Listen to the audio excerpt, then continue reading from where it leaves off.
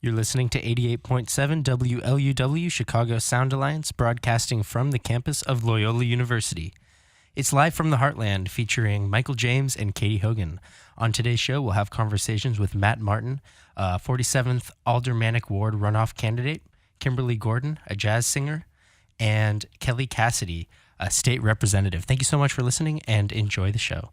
And Teach Your Children Well, that's sung by Susie Bogus, Kathy Mattea, Allison Krauss at a Clinton White House 1995 gig.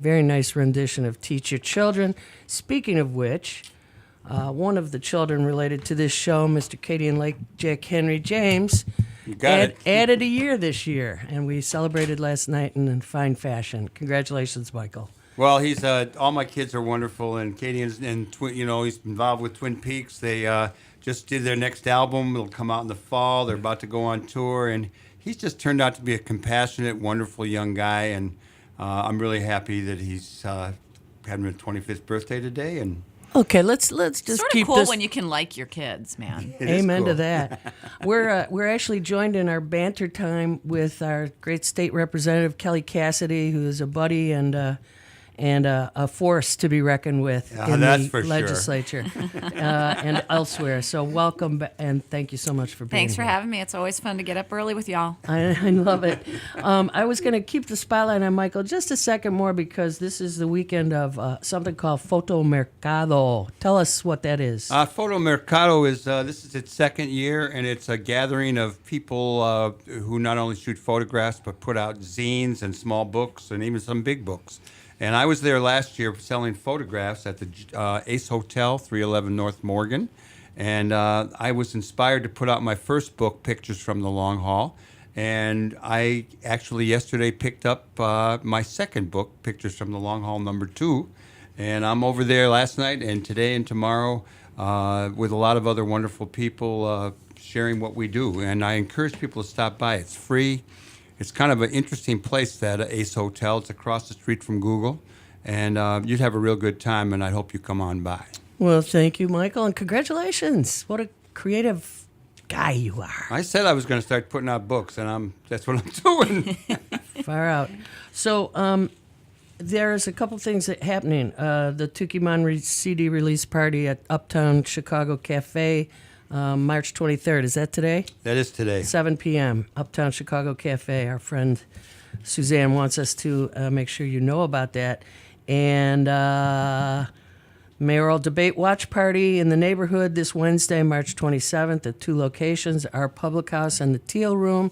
Join with neighbors and friends. Around this table, we have supporters of both of the mayoral candidates, and that will be the case around many tables in Chicago. Do you know what's really cool? What?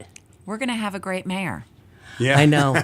I know. It's really that simple. I know. And as I'm That's making good. my calls for my candidate, I'm saying, look, we're winning whatever happens. Exactly. We've never had a choice like this, so, it allows us to be a little more nuanced in what we're choosing to support.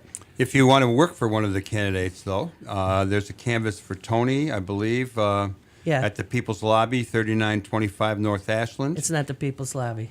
Okay, I take that back. And a canvas for Lori at 5409 North Broadway, which is... It's just an office. Okay. Those are both just campaign And then over offices. in the 40th Ward, there's a canvas for Andre Vasquez, 5232 North Damon.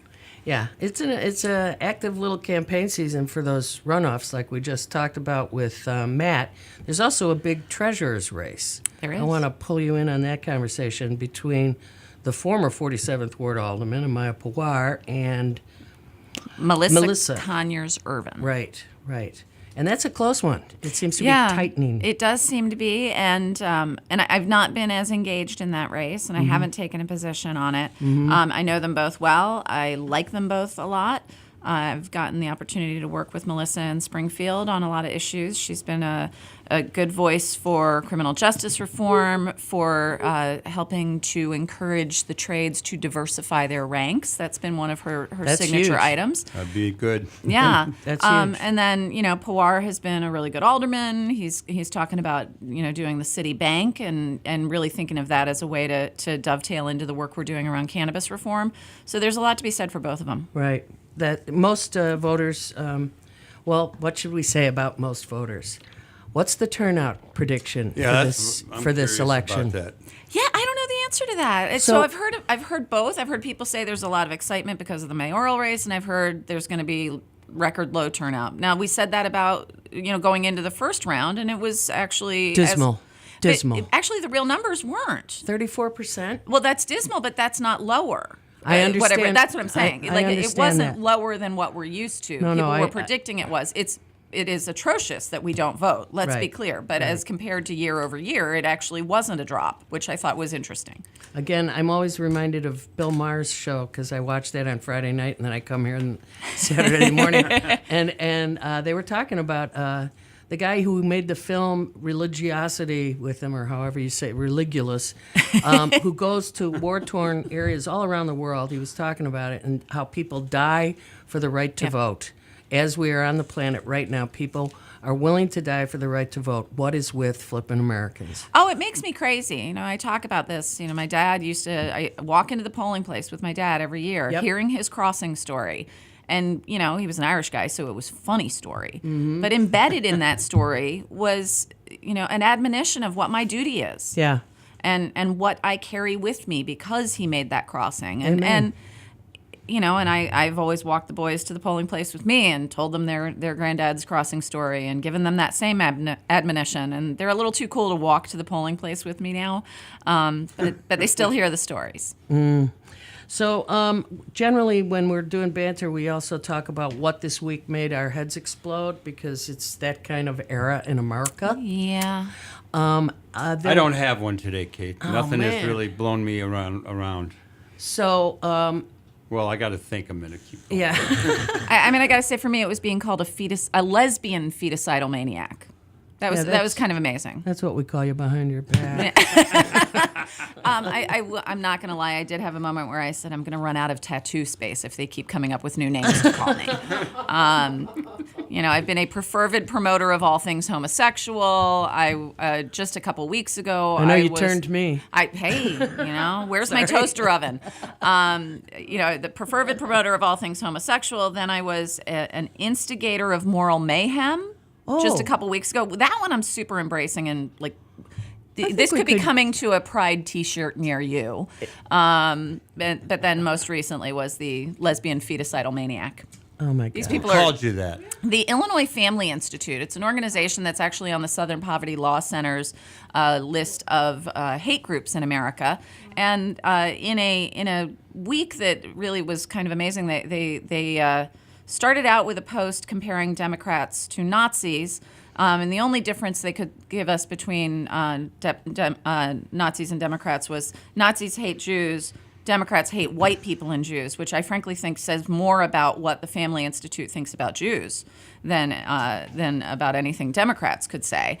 And so they were called out for this horrific post, this disgusting thing, and they took it down for 24 hours and just came back with a new and improved version that had a photo of Auschwitz juxtaposed with a photo of a Planned Parenthood clinic.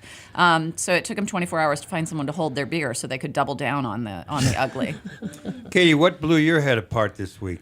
I am guilty too. I didn't peruse the atrocities because I really have kind of a reflex now when a certain orange-haired person comes on the TV or radio, I flip the station just to save my blood pressure. So, but I do believe that he did something awful that deserves our attention. If Tom were here, he'd be right on it. I'm sorry, I just slipped I got to say my that mind. in the interview between Tony and Lori on public TV, the narrator, the debate guy, Ponce. Phil Ponce, he made me angry just watching him. And that's his the kind of second mayoral behavior. debate that Yeah, he was resulted in terrible that to with Chewy him. back in the 4 years ago. Right. And he just, he shouldn't be doing these.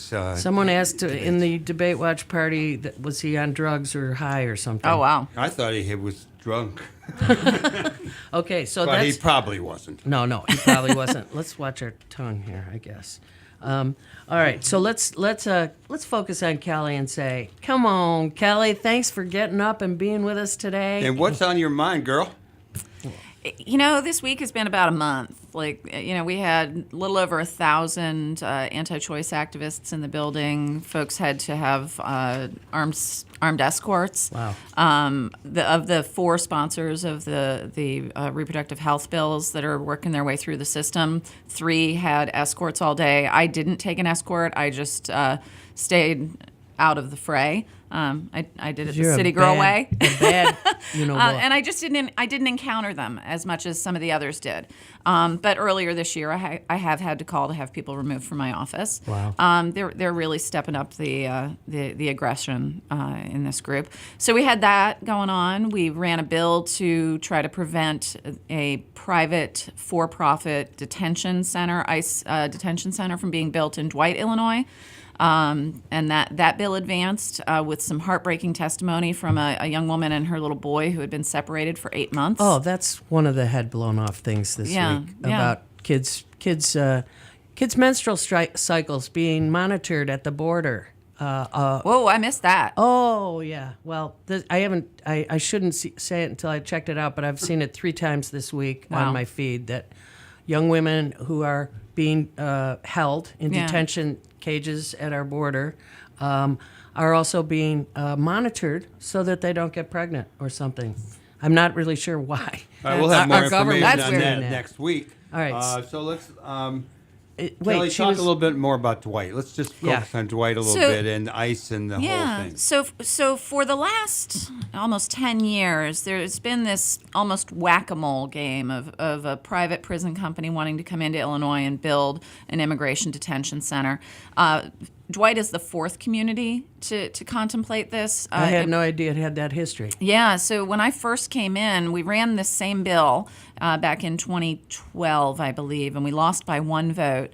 But it was enough to get the village of Crete to say, no, go away, never mind, we're not doing this. In the interim, 2 more towns came up and worked their way through, and they decided not to do it. Because in reality, I think towns start to play footsie with these companies, and then they realize the deal isn't as great as it seems. The jobs aren't great. The conditions aren't great. And so... And you then get a there's bad the- rap from a number Right. of And then people. there's the moral bankruptcy. Right. Of Well, the yeah. I entire mean, right. concept. Exactly. For me, it's about the moral bankruptcy piece. Making money off of putting humans in cages is generally a bad idea in my book. So now Dwight has entered the fray, and Dwight is in an interesting position. They used to house the women's prison there in Dwight for many years. We closed that prison. During the Quinn administration, probably in 2012. 6 or 7 years ago. Right. And I actually fought that decision. It was the same year that we closed TAMS. I was all for closing TAMS, Right. the Supermax prison, but closing Dwight actually did have a pretty tough impact on the women that were housed there. They've now been moved further away to another prison that's actually a joint shared prison. There are men there too. The programming that existed at Dwight just can't be replicated because a lot of that came out of the people of Dwight, who created summer camps for the kids of the women that were housed there, things like that. Wow. But from the perspective of Dwight, that was their economic driver. Right. And as terrible as it is for that to be the company town, that's what it was. And they've lost all those jobs. So I think that there's some they're eager to get something Replace going there them. and replace that. So, this might look attractive, but the reality is not only are the conditions horrific for the inmates, it's very unsafe for the employees. Because they aren't given appropriate training. They're not paid well. They aren't staffed sufficiently because this is about making money, not about Right. housing humans.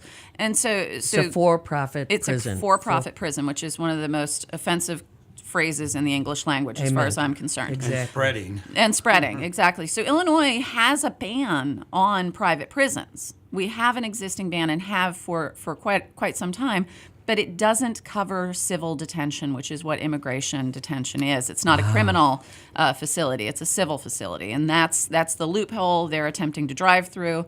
and it's sort of like one of those action movie scenes where somebody's running towards the closing gate. I'm trying to get the gate closed before they get through it. Wow, that's a great explanation of that particular issue. So I hope it's hard to though go to that community and say no, you can't have a new influx, Right. even though they're crummy jobs. And but the reality is, I don't think they really look at it that way. They don't realize how that these conditions are going to be just as. I'm talking about the conditions that the detainees will experience, but the employees experience those conditions as Right. well. They're not paid well. They're not given enough tools to do There's their no job union safely. protection. Right. So when you talk about closing the gate on this, what does that mean? We need to pass this bill before they put shovel to dirt. Right, and the bill is what's the number? House Bill 2040. We advanced it out of the House Labor Committee this week. I'm going to try to advance it from there in the next week or two and send it over to the Senate, where the amazing new Senator Robert Peters is ready to catch the ball and run with it. He's been fun to work with. So Where's he from? Do we have a bro crush Hi. here? I don't know. Your face lightened up when you said that guy. So he's. I love me some Robert Peters. Let's be clear. He's. I joke that I have like a fourth sons club of all these young political guys in my life, and he's one of them. I love working with him. I'm loving his transition from activist and campaign staff into his having this role as senator, and it's And been where fun. is he senator from? Hyde Park. He replaced Kwame. Oh, okay. So let's get to the. We should have him on the show. We will. Yeah, we You'll should be our invite- link. Exactly. All right, I hear you got yet another job this week. Well, I don't have the job yet, but in the aftermath of the aldermanic election in '49, Joe Moore, who had also been serving as our committeeman, announced that he was going to step down as committeeman, and through his support to me to take over in that role as Democratic committeeman. Which I'm excited at the opportunity to do that, and frankly to do it in a way that maybe helps to bring some folks back together that haven't been working together for the last couple of years. Wink, wink, nod, Wink, wink, nod. nudge, nudge. Love you both, really. Do you see yourself as a placeholder, or do you see yourself going for that down the line? If I'm doing it, I'm doing it. Uh-oh. There you go. All right, wait. What's important to me is that we build a more inclusive committee that brings back some of the folks that did not feel at home within the ward committee organization anymore. And if I can do that, I'm glad to do it and play that role. Well, if anybody can, let me just slip back to the state for a second because we forgot to cover the reefer report. And Reefer report. This That's our- we used to have a regular reefer report on this show. That was part of our show. I So, love it. but you are the one who is most capable of giving a reefer report. So let us have Where it. are we at in the Where state we at? on Where the are we at? legalization So- of the beloved marijuana? So the work on the cannabis bill has been moving ahead. We have been working on this for a little over 2 years. In the last couple weeks, the governor's office has convened a negotiating table to bring stakeholders together to sort of fill in the last blanks to get a final bill that we can introduce and start to move forward. At the same time, one of my colleagues has introduced a resolution calling on us to slow down, which I find interesting since, as I mentioned, 2 years, 4 public hearings, dozens of town halls, hundreds of stakeholder meetings. There's nothing rushed about this. This has been done in the most deliberate and transparent fashion of any bill like this I've ever seen. That is a significant sentence. Honestly, in a town like Springfield, it is not unusual to see a bill, to hear people talk about we're going to do a big gaming bill or we're going to do a big whatever bill and have it appear, overnight and get passed within days without any of that level of scrutiny. So, we set out to do this in a different way. We set out to do this in a way that made sure that as many voices as we could get to the table could be heard. We've actually had meetings with people who wondered why we wanted to meet with them about it. Wow. And it's because it's going to affect them. Yeah, exactly. Michael, did you have another reefer report I follow didn't. up? No, I'm through with the reefer report. So the That's game good. plan is to get us a bill that we can pass this session and get us with And is the governor for slowing it down, or is he supporting you to get it going? The governor has been supportive of this since the early days on the campaign trail, and as I said, they've convened this working group. Frankly, he's counting on money from this process in the budget, Right. as well as money from a potential gaming bill Right. in the budget. So that means we've got to pass them before we can pass the budget. Wow. So, as a person who loves the community that you live in, I do. and now have the opportunity to serve us in this capacity if they pass it in the 49th Ward Democratic Party, that you will take that on. How in the world, and you are a mother of 3 growing human beings I am indeed. who she lovingly calls the goats. Get that, people? Anyway, how are you balancing all this? How do you manage to get to Springfield and back again and do all this stuff? How crazy do you have to be to do what you do? A little bit. Yeah. Just ever so slightly, a little bit crazy.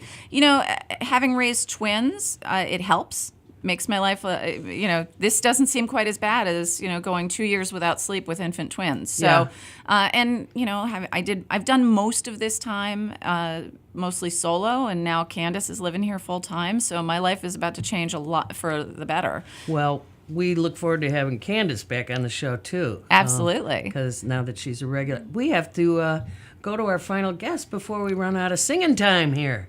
Thanks so much for coming on, Always Kelly love Cassidy. being here with y'all. All right. You're listening to Live Sorry from the to- Heartland on WLUW 88.7 Chicago Sound Alliance. We're taking a short musical break, and we'll be right back. So stay tuned here on the left end of your dial.